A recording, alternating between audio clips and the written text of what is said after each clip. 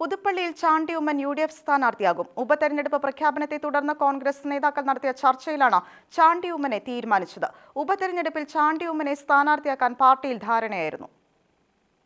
പുതുപ്പള്ളി നിയമസഭാ ഉപതെരഞ്ഞെടുപ്പിൽ മുൻ മുഖ്യമന്ത്രി അന്തരിച്ച ഉമ്മൻചാണ്ടിയുടെ മകൻ ചാണ്ടി ഉമ്മൻ UDFന്റെ സ്ഥാനാർത്ഥിയാകും.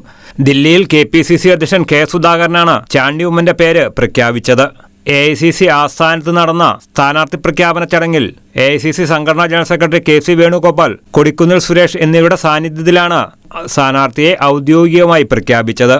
തെരഞ്ഞെടുപ്പ് പ്രഖ്യാപിച്ച് 3 മണിക്കൂറിനുള്ളിലാണ് അതിവേഗം കോൺഗ്രസിന്റെ സ്ഥാനാർത്ഥിയെ പ്രഖ്യാപിച്ചത്. സ്ഥാനാർത്ഥി പ്രഖ്യാപനത്തിന് മുന്നോടിയായി തിരുവനന്തപുരത്ത് പ്രതിപക്ഷ നേതാവ് VD സതീശന്റെ നേതൃത്വത്തിൽ കോൺഗ്രസ് നേതാക്കൾ കൂടിയാലോചനകൾ നടത്തിയിരുന്നു. മുതിർന്ന കോൺഗ്രസ് നേതാക്കൾ യോഗത്തിൽ പങ്കെടുക്കുകയും ചെയ്തു.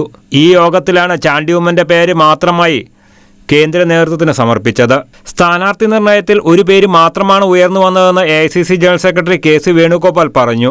യൂത്ത് കോൺഗ്രസ് ദേശീയ ഔട്ട്റീച്ച് സെൽ ചെയർമാനാണ് ചാണ്ടി ഉമ്മൻ.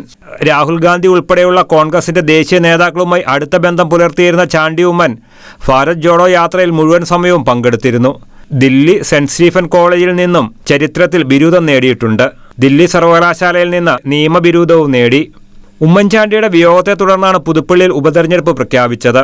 53 വർഷം തുടർച്ചയായി ഉമ്മൻചാണ്ടിയായിരുന്നു പുതുപ്പള്ളിയെ പ്രതിനിധീകരിച്ചിരുന്നത്. പാർട്ടി ഏൽപ്പിച്ചത് വലിയ ഉത്തരവാദിത്തമാണെന്ന് ചാണ്ടി ഉമ്മൻ പ്രതികരിച്ചു. വികസന പ്രവർത്തനങ്ങൾക്കൊപ്പം രാഷ്ട്രീയവും പുതുപ്പള്ളിയിൽ ചർച്ചയാകും.